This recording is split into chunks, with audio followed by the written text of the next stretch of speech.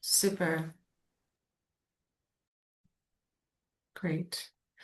So, good morning, good afternoon, good evening, everyone. My name is Michelle Rodolph. I work with the World Health Organization in Geneva on the prevention team. It is my privilege and my honor to open this session. So, this session is a webinar coming from Geneva where we will speak on the new WHO guidance on lenacapavir for prevention and HIV testing for long-acting injectable PrEP. Next slide, please. So just before we get started, we're starting as close as we can on the dot because we have a very full session and we want to make sure we have time for questions. So in this webinar, we'll be using the Q&A box to answer questions. So we'll respond during the Q&A session with the panelists at the end of the webinar, and we'll also try as we can to respond in the chat. Respond in the Q&A chat. So please refrain from using the chat for asking questions. Ask your questions in the Q&A. Any questions that we don't get to in this session, we will follow up and share them with all who have registered. Please use the chat function for introducing yourself. This webinar will be recorded. It will be published on the WHO Global PrEP Network website. And when we have received permission, slides from the presentations will be distributed to all attendees who registered for the webinar. Next slide. So it's really, again, an honor and a privilege to introduce these number of colleagues who will be speaking. We'll first have Heather Marie Schmidt, all the way on your far right, who works with WHO and UNAIDS, presenting on the lenacapavir guidelines. Following Heather Marie, Carlota Baptista da Silva will present on the testing guidelines for long-acting injectable PrEP. We'll then have a panel discussion. We'll have comments from Danvik Rosadinho from Philippines and Hasina Subedar, who are the co-chairs for these guidelines, followed by country perspectives from Taiwo Olakunle from the Ministry of Health in Nigeria, and finally Lloyd Mulenga. And we plan on having 10 to 15 minutes at the end of this webinar to answer questions directly from the audience and from the Q&A function. Next slide. So as I've just shared right now, that I'm doing the welcome and overview, and I've just given you, when we looked at the photographs, what the panel discussion will include. I will moderate this session. Next slide. And so with that, I hand over to my colleague, Heather Marie Schmidt, who will present on the lenacapavir guidelines. Over to you, Heather Marie. Thank you so much, Michelle. And it is an absolute pleasure to be presenting the new guidance on lenacapavir for HIV prevention on behalf of the WHO PrEP and PEP team. So myself, Michelle Rodolph, Matteo Prochaska, and Heather Ingold.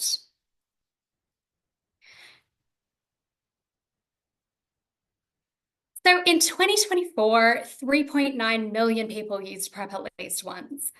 And while this number has grown year on year since WHO first recommended oral PrEP, it is still less than 20% of the global PrEP target for 2025. And with over 1.3 million new acquisitions last year alone, there is an urgent need to expand access, uptake, and effective use of PrEP. In July this year, so only a month ago, WHO recommended a new PrEP product for HIV prevention, long-acting injectable lenacapavir. And this joins 3 other effective and safe WHO recommended PrEP products. Oral PrEP, which is obviously the most popular and accessible PrEP option to date, the dapivirine vaginal ring or DVR, and Cabela, a 2-monthly long-acting injectable. So as I mentioned, it was in July this year, so just a month ago, that WHO recommended long-acting injectable lenacapavir as an additional prevention choice for people at risk of HIV as part of combination prevention approaches. Now, lenacapavir is a first-in-class HIV-1 capsid inhibitor.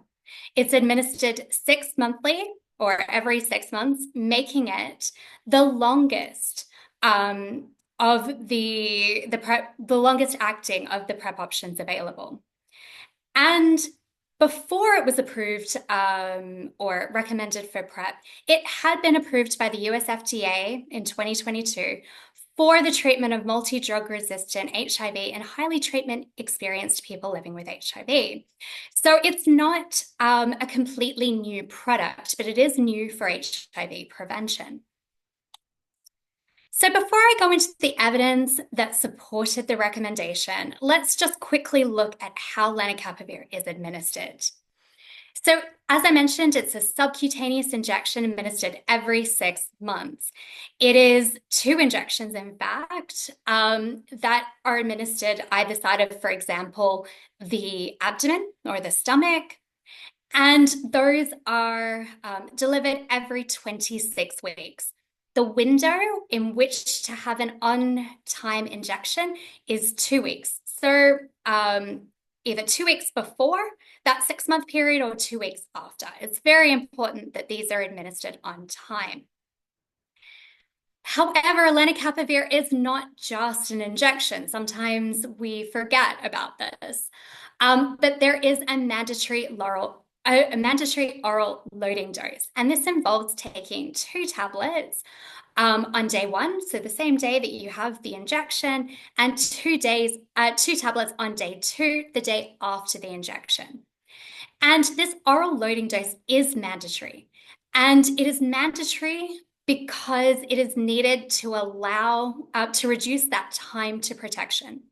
Without the oral loading dose, it can take 3 to 4 weeks to reach protective levels of lenacapavir.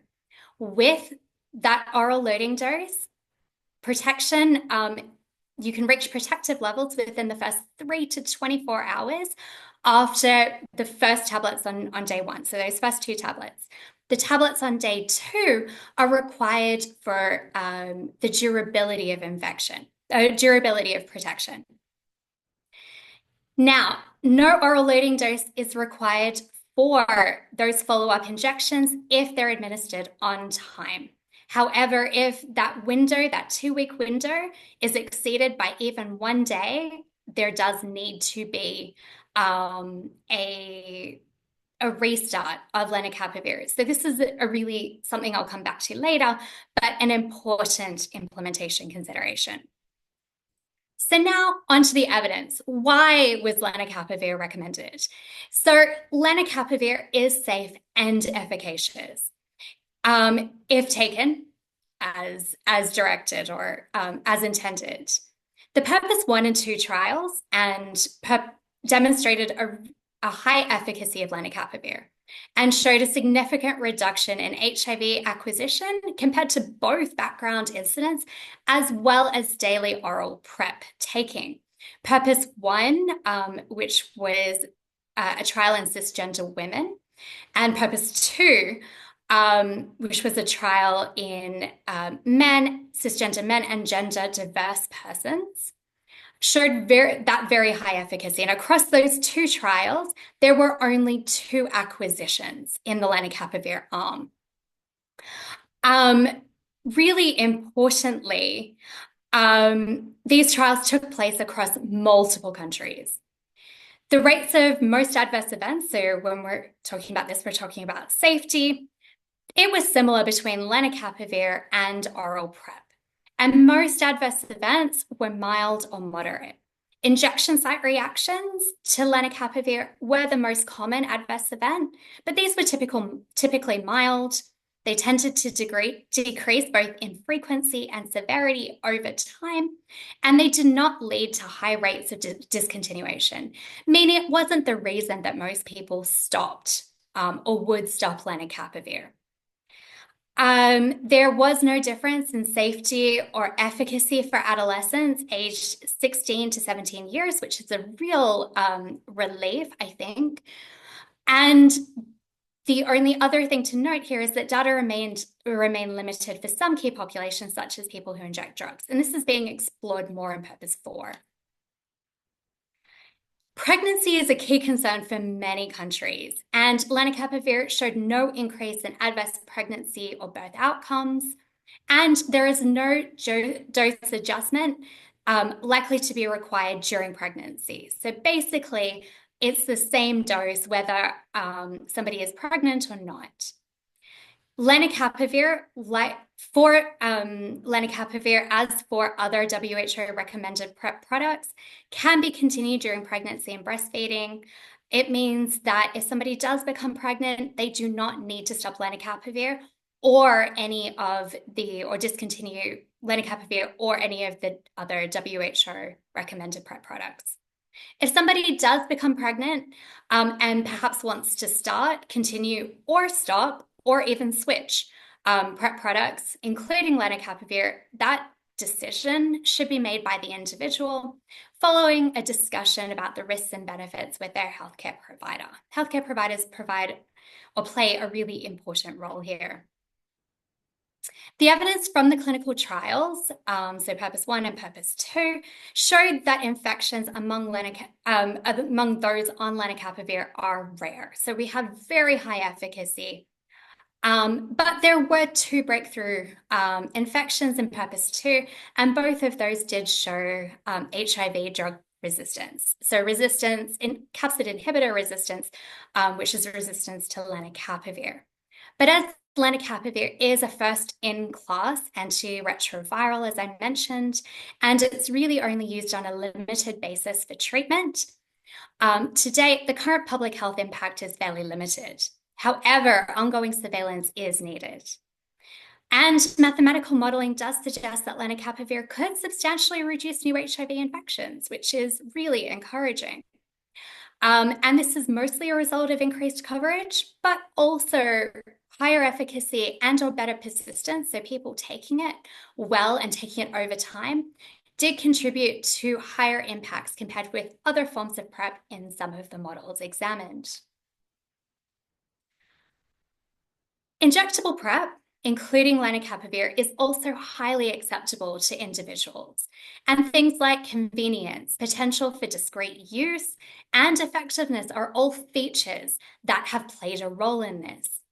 An interim analysis of Purpose 1 participants at 12 months after the clinical trial started suggested that 2/3 of participants preferred lenacapavir.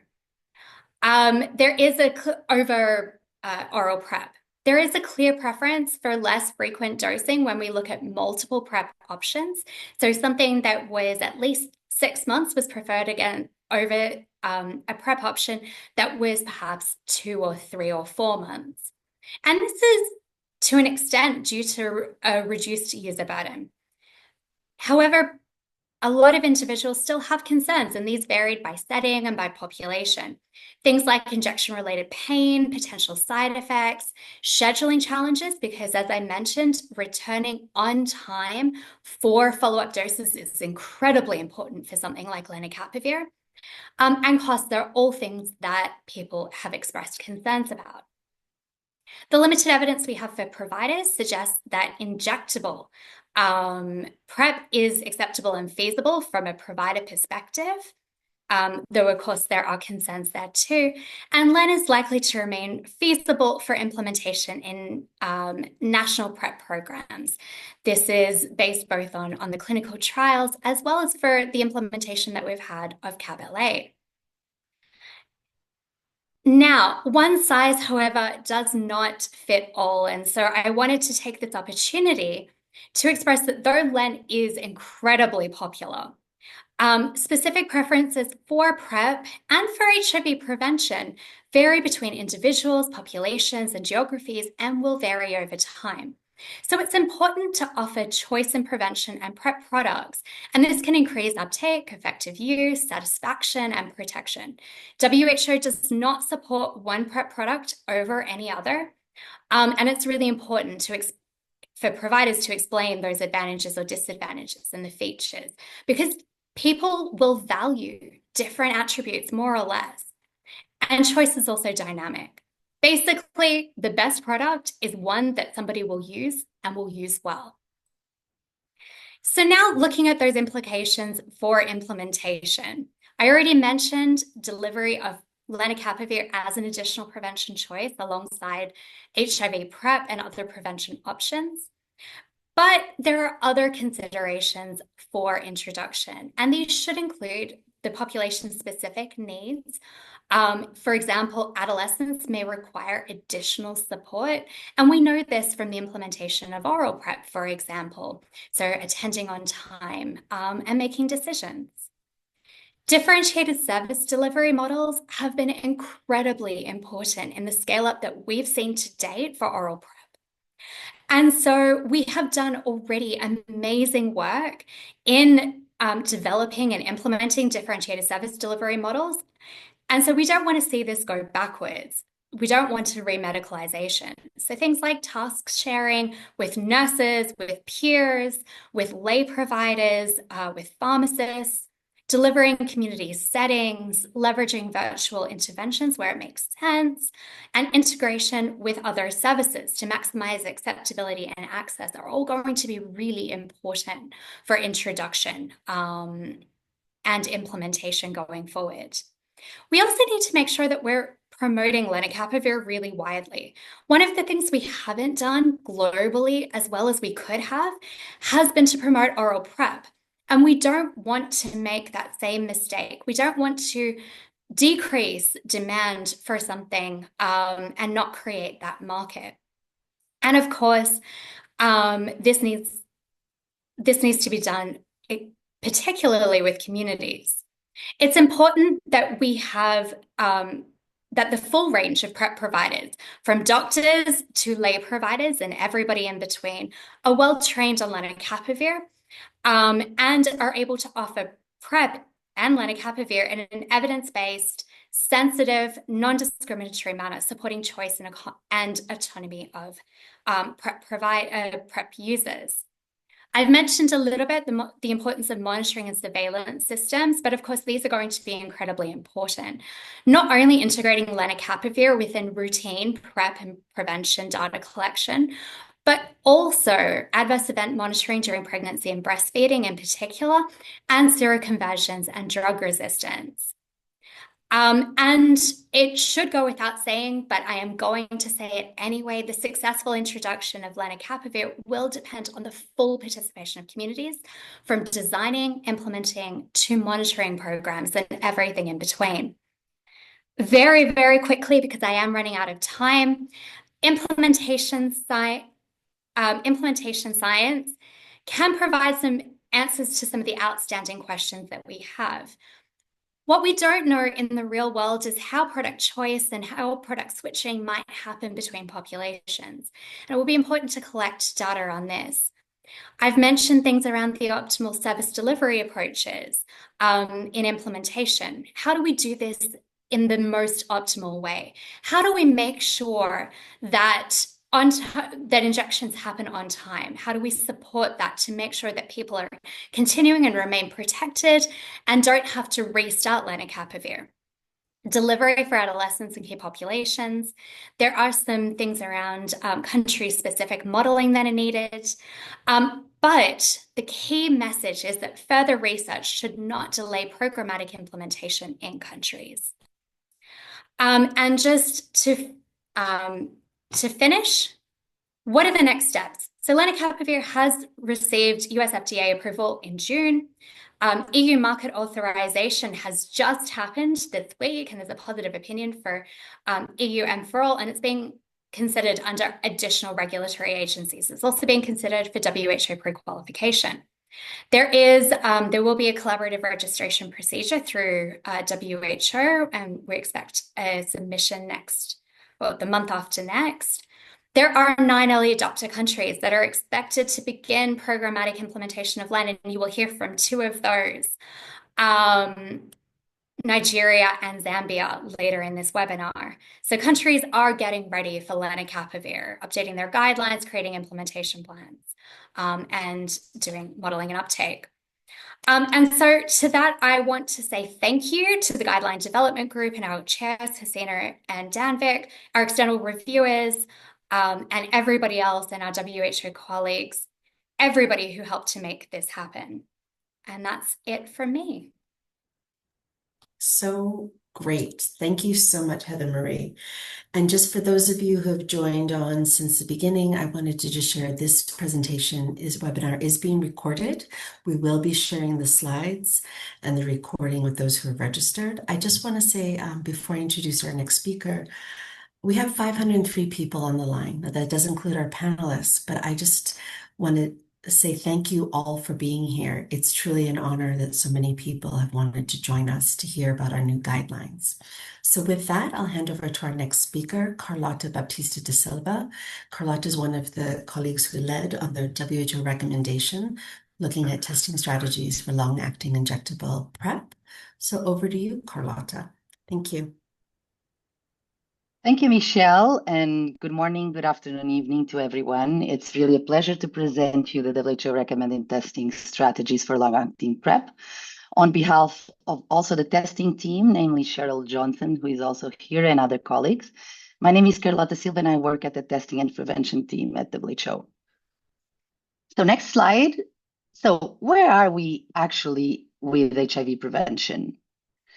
PrEP, as this audience knows, when taken correctly, is one of the most effective HIV prevention interventions. And we now have a range of options, as Heather Maria said, and as just presented to you now.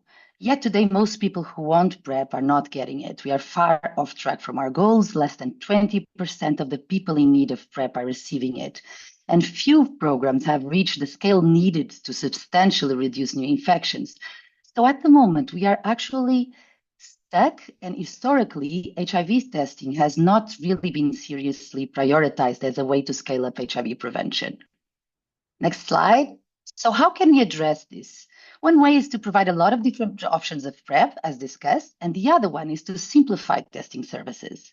And as we seek to do both, it's important to have a standard option for programs, because if we have too many different testing approaches for service delivery, it can fragment services and lead to bottlenecks and perpetuate the low uptake. Next slide, please. So this is the question for us. Is HIV testing being a gateway for PrEP or being a gatekeeper for PrEP? Well, it has not always been serving as a gateway for PrEP, especially long-acting PrEP.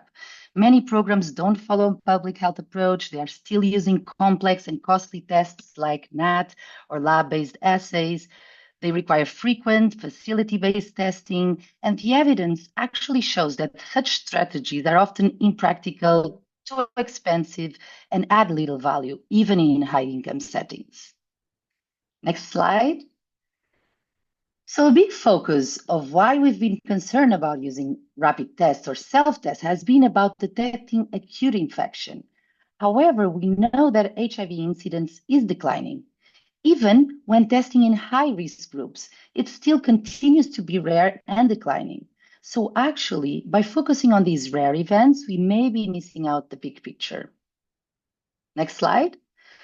We know now that the accuracy we've been able to achieve across rapid tests and self-tests has also been shown to be sufficient for oral PrEP.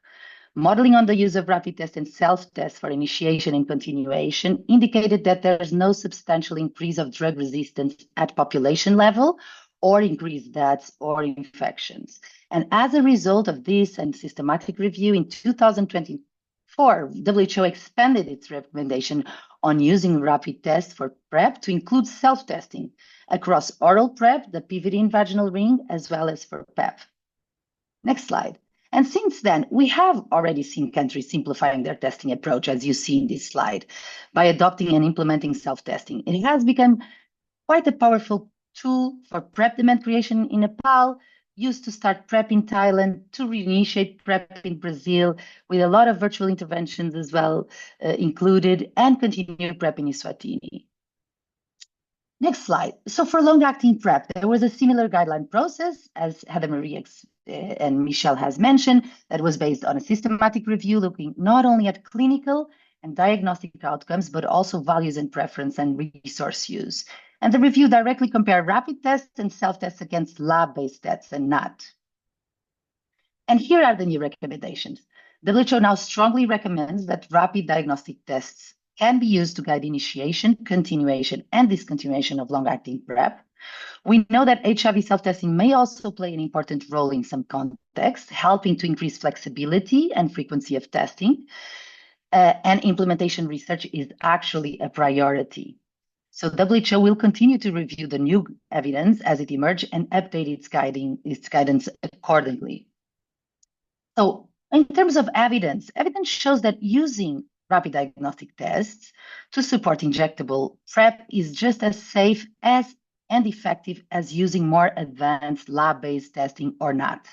So let's break down the main findings. RDTs allow for much quicker results compared to lab tests, which means patients can start PrEP immediately or ART if they are considered positive without long delays. This also reduces the chance of missed or delayed injection visits, making care much more efficient. And in terms of accuracy, RDTs perform just as well as NAT and lab-based algorithms.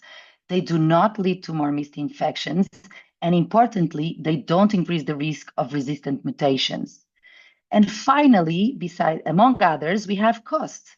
To catch just one extra HIV case missed by other DTs, NAT would have to test over 5,000 people, costing anywhere from $46,000 to over $450,000 per case. And this makes RDT by far the more cost-effective approach. Next slide. On HIV self-testing, several studies are now evaluating HIV self-testing for injectable PrEP, and evidence is emergent, but it's still limited. What we know suggests that HIV self-test can add flexibility by adjusting testing frequency when needed while remaining affordable, feasible, and acceptable. And importantly, accuracy looks strong. Emerging data from Brazil that was presented at the IAS show that HIV self-tests perform well compared to NAT. So as we expect more evidence, so will WHO update the guidance. Next slide. So when managing HIV test results, the steps are quite straightforward. If the test is negative, PrEP can be initiated or continue. If the test is reactive, it's critical to confirm the result using the national testing algorithm and then start ART promptly, with resistant testing if available for the ones that are already on PrEP. For inconclusive results, when there are repeated discrepancies, the client should be retested in 14 days, and other prevention options such as condoms or PEP can be offered to the ones that are eligible for PrEP. And if the repeat test is negative, PrEP can be safely initiated or continue. If the repeat test is positive, ART should be started immediately, again with resistant testing for the ones already on PrEP. And importantly, NAT is not recommended for resolving conclusive or discrepant results in this context. Next slide. So as a highlight, implementation should take a public health approach, following WHO and national strategies, setting complex requirements, using simple, low-cost RDTs. Antigen antibody RDTs offer no added value from a recent systematic review conducted. And testing should be practical and flexible, align with injection visits, and use approaches like task sharing, multi-month dispensing, digital tools, self-care, and pharmacy and private sector services. HIV self-testing may also be useful in some settings. And finally, programs need strong systems for quality management and monitoring, with attention to training, supervision, and resistance monitoring. And WHO does have tools that we are happy to share with you, such as the Quality Management System Toolkit, WHO ResNet for resistance monitoring, and the DHIS2 model for monitoring and evaluation.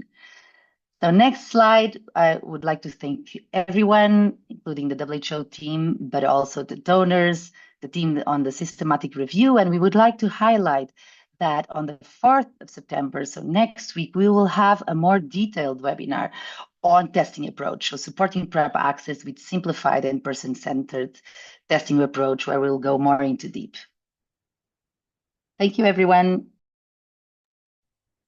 Thank you so much, Carlotta. And I am just going to I see that somebody from the chat put a link to the webinar for next week on September 4th. I've put it in the chat again, so it's one of the last entries in the chat. Just a reminder before we walk into our panel, please use the Q&A function for asking questions. Some of us are trying to address questions as they come in, and we'll make sure to have time for Q&A at the end. And then for the questions in the chat, I'm doing my best to keep track of them so we can make sure they're addressed. So with that, I'm going to open up our panel. And so we're going to start with our colleague Danvic Rosadino from Philippines. And Danvic, as I said in the beginning, was one of our co-chairs along with Hasina Subadar of the guideline development group that came to the conclusion to recommend these recommendations. So Danvik, I'm just going to ask you, I'm going to give you about 3 minutes just to answer this question. We'd like to hear, as if you could just briefly introduce yourself as a community member. What is the significance of these new guidelines for communities, and what are the opportunities and consideration? So over to you, Danvik, and Heather Marie, because you're a whiz at that, if you could make sure we highlight Danvik's face for everyone to see when he responds. Thank you. Thank you so much, Michelle, and thank you, everyone. I am Danvic Rosadino from Love Yourself, a community-based organization that is based here in the Philippines. And thank you for the opportunity to be here. To answer the question from a community perspective, these new WHO guidelines on lenacapavir are big. They signal that long-acting prevention options are moving from promise to practice. And people are excited, and some even think that lenacapavir is a vaccine. So I think let's be clear with that. It is PrEP. It is not a vaccine. It prevents, HIV when taken on schedule, and it doesn't provide lifelong immunity. I think that clarity matters for trust and adherence. And the significance of these guidelines to the communities, I think the first one is we offer more choices. Long-acting PrEP can work for people who struggle with daily pills, who travel for work, or who want a discrete option. And we know that choice is essential. Second, its potential to be a better fit with real lives, fewer dosing events, less pill fatigue, and privacy benefits for those who are facing stigma at home or at work. But significance also means responsibility. That if long-acting PrEP is introduced only through medicalized, hospital-based models, we risk excluding the very people who need it most. I think our community-led, the medicalized services exist because mainstream systems may not be safe or welcoming. So we must not unravel those safe, trusted spaces. What excites our communities most is that lenacapavir represents more choice. For many, daily pills are tough because of pill fatigue, work schedules, or stigma. And a long-acting injection every 6 months could better fit into their real lives. And it gives us another tool for differentiated prevention. Oral PrEP, long-acting injectables, condoms, all offered side by side. And if they are introduced in the right way, in various facilities, including community clinics, this could mean not only convenience, but also dignity and safety. And finally, the new WHO guidelines gives us stronger advocacy leverage. We can now push for countries to register lenacapavir, include it in their prevention packages, and plan funding around it. But of course, with opportunities come important considerations. First, we must protect choice. Long-acting options should add to oral PrEP, not replace it, because not different people need different tools. Second, affordability and access are critical because we know for a fact that nothing is free. And if prices remain high, only a privileged few will just benefit. And we need fair pricing and sustainable supply. And third, delivery models matter. If injections are available only in hospitals or highly medicalized settings, we risk excluding those who may feel unsafe in those environments. Community-based services should be part of the rollout because I think that's where people would feel that they're welcome. And finally, we must communicate clearly that lenacapavir is PrEP, not a vaccine, and people needs to understand what the schedule looks like and what to do if they miss a dose. So I think what needs to happen now is to have first a regulatory pathway for us to include lenacapavir in our national guidelines, in our country plans. Then we move to implementation sciences. And finally, we must establish feedback loops with communities so that the people who will actually use lenacapavir have a say in how it's introduced, communicated, and monitored. And I think just to end, lenacapavir opens a door, but communities must decide on how we walk through it. Introduce it with us, not to us. And above all, protect choice so that everyone can choose the best HIV prevention option that works for them. So that's all from me, and thank you very much.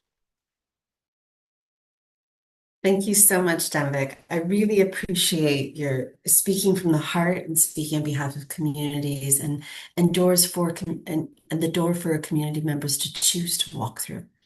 I'm going to go to Hasina Subadar, one of the other co-chairs, and ask Hasina if she could speak about what is the significance of these new guidelines for the countries and implementers. What are the opportunities and considerations? Over to you, Hasina. Thank you, Michelle, and thank you to the panelists and to all of you that's on this webinar. I think for me, what is really, really important in terms of this guideline, it really marks the milestone in HIV prevention. It provides countries with clear evidence-based direction to expand the range of PrEP choices that we have. And, since we started implementing oral PrEP in 2015, that basket has filled up quite rapidly with new products. And I think the lenacapavir addition to that basket is quite an important addition. For South Africa, which runs the largest HIV program, this endorsement carries particular weight. It provides a strong policy foundation for integrating lenacapavir into national guidelines, while also supporting alignment with regulators, donors, and technical partners. And importantly for South African policymakers and communities, the confidence that we have based on these guidelines, which shows that the evidence is there and it's a safe choice. I think the 6-monthly schedule addresses long-standing barriers that we've had with oral PrEP, and more frequent injection regimens have not been very well taken up. It also, lenacapavir offers discreet convenience and better adherence, especially for young people, women who are balancing multiple responsibilities. But by introducing lenacapavir, and I think everybody has emphasized this, that we're not implementing lenacapavir in isolation of other HIV prevention choices. So it's not only PrEP, we have a whole array of HIV prevention choices that people can choose from. And as Danvik so aptly put it, that this is a choice and it's a door that people can enter into and choose which options they want. I think for me, what's also very critical is the simplification of the testing. The issue around simplifying the testing strategy, we need to make sure that we don't have complex algorithms requiring NAT testing or costly testing regimens. I think because it makes PrEP unsustainable. So having a simplified rapid diagnostic testing strategy is absolutely critical, especially for South Africa, where we implement PrEP through our primary healthcare services and also youth-friendly services and community-based platforms. Having a simplified testing strategy makes it easier for us to implement it. What we've also seen is that the modeling studies have shown that lenacapavir will reduce HIV infections by at least 41% in the next 2 decades. This is profoundly an opportunity that we need to look at. How do we accelerate progress towards epidemic control? So while we're very excited about lenacapavir, the biggest challenge that we're going to face in South Africa will be finding the resources to make this highly impactful HIV prevention option widely available. While lenacapavir offers extraordinary efficacy and 6-monthly dosing schedule that could transform prevention, its success will ultimately depend on affordability. If the cost of the product is too high, it risks becoming an impediment to access, particularly for those at risk and those that will need it most. So for countries like South Africa, where we already carry the largest HIV prevention program globally, the introduction of a new biomedical tool must be financially sustainable. We cannot afford a situation where only a fraction of those who need it can access it. And this is why it's essential for governments, for global donors and industry to work together to ensure we have transparent pricing, timely access to generics, and innovative financing mechanisms. So in closing, the WHO guidance on lenacapavir and the simplified HIV testing is really important for South Africa. South Africa and all of the other countries are now armed with tools to expand choice, reduce barriers, move faster towards attaining the 2030 goal of ending HIV as a public health threat. These guidelines give us the confidence to scale up lenacapavir safely, feasibly, and equitably, reaching all populations who can benefit. But this vision will only be realized if cost does not become an impediment. So we must work collectively to make sure that we work towards making lenacapavir affordable. So while these guidelines are very important, if we don't have the resources to implement it, these guidelines are not going to be realized effectively. Thank you. Thank you so much, Hasina. And thank you again, Danvik, from our co-chairs from the Guideline Development Group. We're really happy that you can be here with us to share this webinar. I'm just noticing in the Q&A, there's a number of questions about price and regulatory procedures. We are not the experts on that on this call. However, we will make sure that we get those questions answered by the WHO experts, in particular on the regulatory component. So we will address this later. Please keep asking questions about regulatory procedures in the chat, and we'll get clear answers from the experts. So I'm now going to move on to ministerial representation. So I'll start with Dr. Taiwo, who I believe will share just 3 slides maximum on Nigeria's rollout plans for lenacapavir. So Taiwo Olukunle, if you could just over to you to just give a very brief overview on the plans for Nigeria on lenacapavir. Over to you, Taiwo. Okay. Good morning, good afternoon, everyone. So, I'm Taiwo Olukunle from the Federal Ministry of Health, Nigeria. And as you can note, Nigeria started the PrEP program, oral PrEP, since 2016 as an additional HIV prevention tool. And that time it started with the prioritized discordant couple, and later we extended to key population, vulnerable group, and other groups. So we revised the national HIV framework in 2019. Then in 2020, the oral PrEP scale-up began properly. So in that year, we developed the national oral PrEP implementation plan, which spanned for 2 years, 2022 to 2024. So right now we are planning to, we're in process right now, ensuring that document is finalized for the final national PrEP implementation plan from 2025 to 2028. Now, on issue of lenacapavir, Nigeria adopted it, and we have agreed with it. So the lenacapavir, it will be introduced in 8 states in Nigeria, with the 4 Global Fund states, which is Gombe, Kwara, Ebonyi, and Anambra State. Then we proceed to other non-Global Fund states, Akwa Ibom State, Anambra, Benue State, Cross River State, then our Federal Capital Territory, FCT, Abuja. So we are planning to reach about 21,000 high-risk individuals by 2026. with 30% annual increase target to 2028. So the population that we are targeting for lenacapavir, in line with our 2024 national guideline, so we'll be using the K population group, MSM, FSW, the PWID, and the TJ group. Also, our serodiscordant couples, the sexually exposed adolescents and young people at substantial risk also. Then, in the reason why we selected those states was based on the HIV, high prevalence of HIV in those states.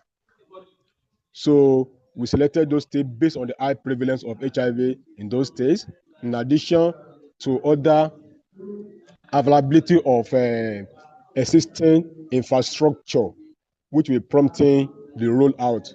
Also the willingness and operational feasibility across the state.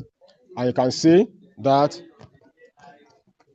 the implementation strategy we'll be using to ensure that that one is implemented, the base for delivery. So we leverage on the existing ART and PrEP service delivery platform, which we have, and we also leverage on the differentiated service delivery model.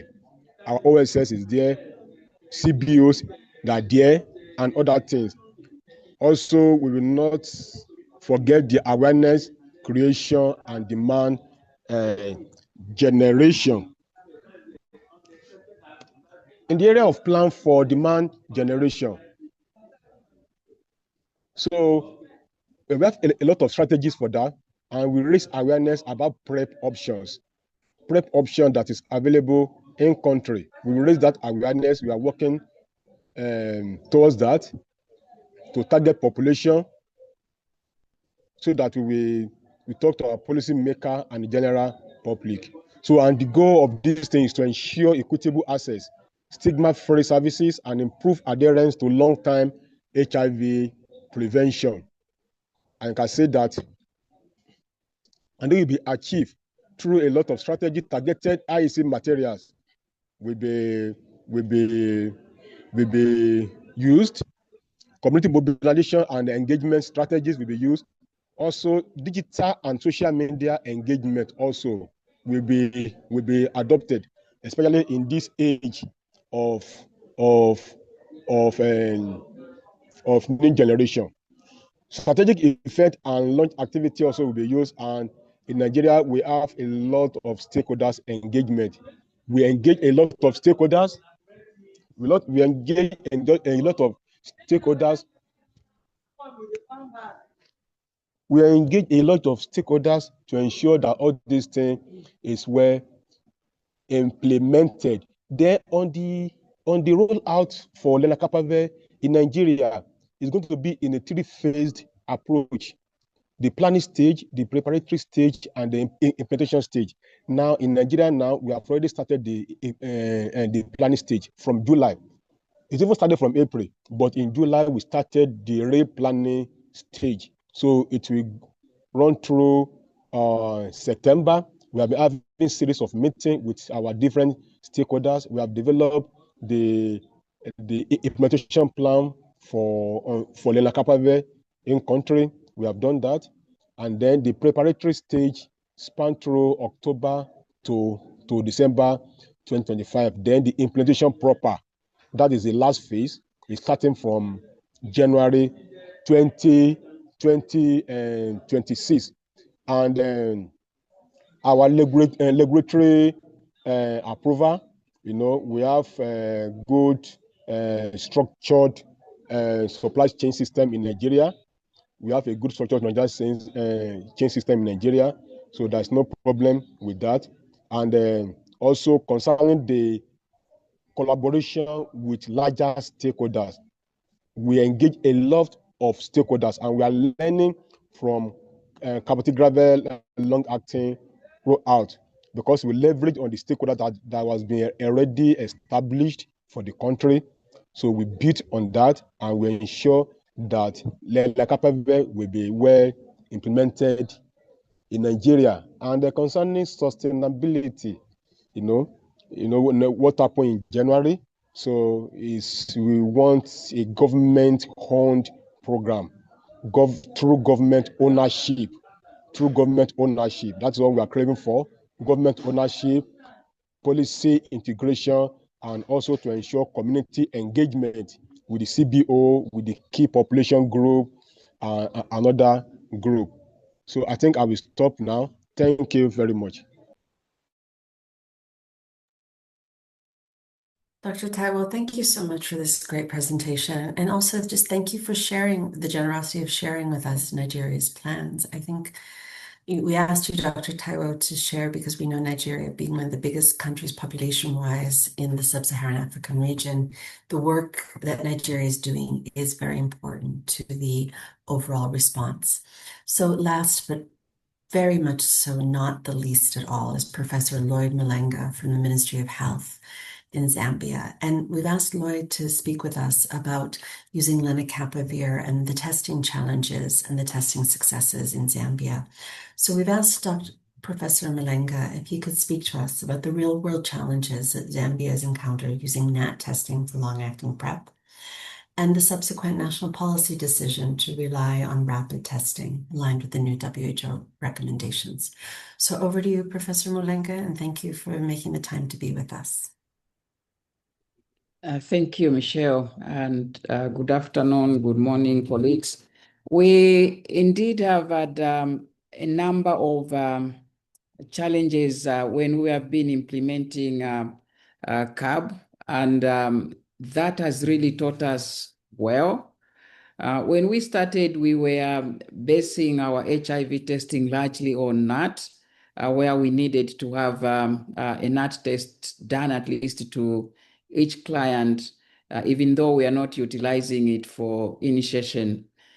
We would get the results when usually with a turnaround time of 2 weeks in many facilities, and some facilities about 2 weeks, and then would adjust any decisions according to the test results.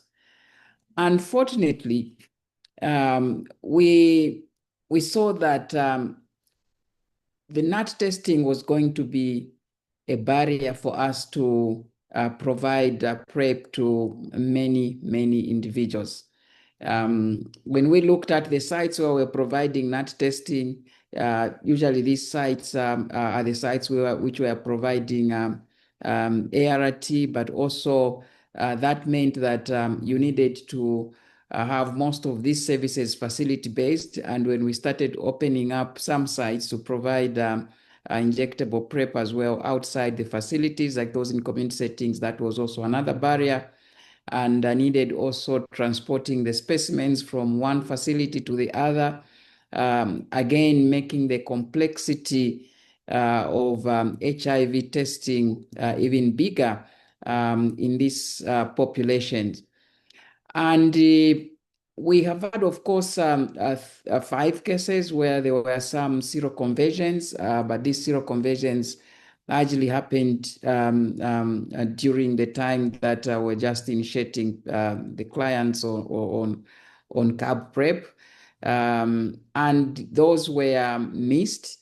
But when we look overall at the outcomes, we have had more than 4,000 now on injectable PrEP, and only those 5 in the early phases, which we think that if we intensified on screening for acute HIV infection, using the clinical parameters and also trying to get a good and thorough history, then the chance of also missing those infections would be lower. But also, if for us, we had to do also the parallel testing as well. And Zambia, Michelle, I think you know that we also use the self-testing as well. So really, that experience formed our basis to change to just using the rapid test and also drop NAT. And this is what we are going to use even for LEN as we introduce it either late this year or early next year. But also another lesson which we think that we need to be continuing learning over is the fact that there may still be a role for self-testing even in the space of injectable PrEP. And in our guidelines, we have highlighted that that may be an option we may use when we don't have these rapid tests as well. We may use the self-test as well. So this is the experience which we gained from the CAB PrEP, and we are using that for us to roll out the LEN PrEP when it comes. But also another thing I needed to just highlight, Michelle, is the fact that we need to think beyond the box. I think the demand generation is very, very key. We need to engage communities, but also the misconceptions which are there also need to be cleared, like what many of the presenters have highlighted. When people heard that we'll be introducing LEN, for us, many individuals thought that it was for treatment, and we have had to clear that really using various media platforms, but also community engagements. So we really need to continue engaging the community on what this is, but simplifying prevention is very key for us to have good access. Thank you.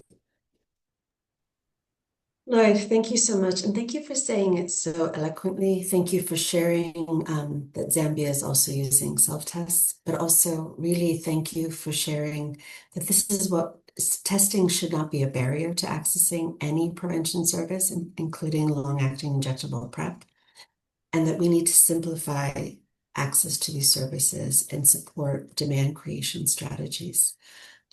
We are almost at the end of time, so we don't have time to go through all the questions asked, but I'm going to ask on Heather Marie to come back to just address a question that came up multiple times in the Q&A and also in the chat.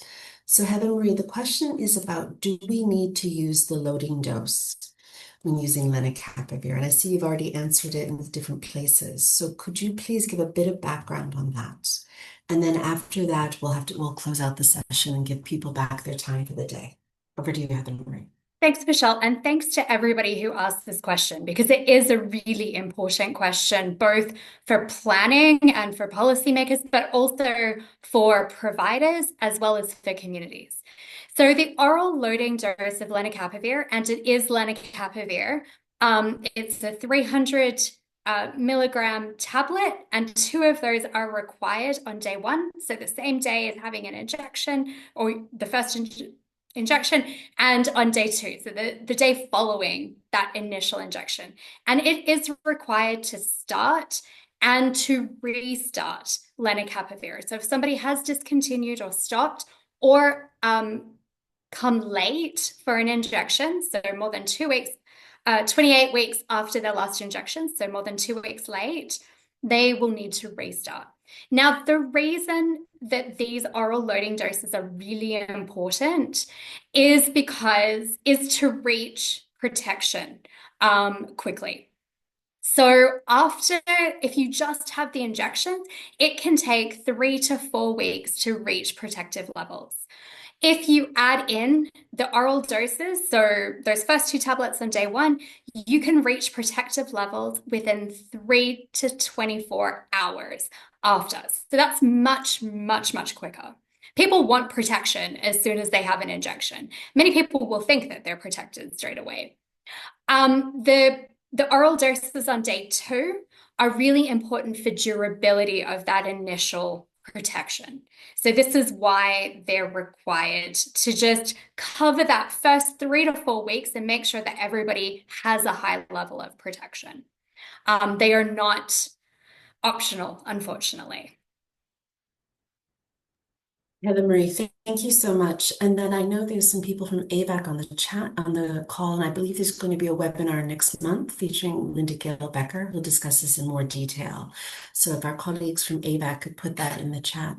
We are at time. So thank you so much to all of you who've stayed on with us the whole time. Thank you for those of us who joined. But the biggest thanks to our panelists, starting with Professor Lloyd Molenga and Dr. Taiwo Olakunle, Hasina Subedar, and Danik Rosadinho for joining this presentation. Oh, before we go, Heather Marie, why don't you take this away? Go ahead, over to you. Thank you. So just to say that before we go, this webinar today is the first in a series of 3 webinars. Next week, on the 4th of September, we will have a webinar on supporting, on test, adapt, deliver HIV testing services in the shifting landscape. And the link to register for that has been posted in the chat. Please do register. This will go into much more detail about supporting PrEP access with simplified and person-centered testing approaches relevant to long-acting PrEP and lenacapavir. And in October, we will have a joint webinar with JPIGO on the new provider training toolkit that is available online. And this will, in particular, focus on lenacapavir clinical provision, and we'll answer some of the questions that some people will and have had around some of the more clinical aspects of delivering lenacapavir. So we've also posted that link in the chat, but both of these webinars have been sent out through the Global PrEP Network mailing list, or the first one has, this one will come out soon. Thanks, Michelle. Super. Thanks so much, Heather Marie. And just before closing, finally, there's another link for a webinar with Linda Gale Becker on September 9th. And there's a link to register for that in the chat.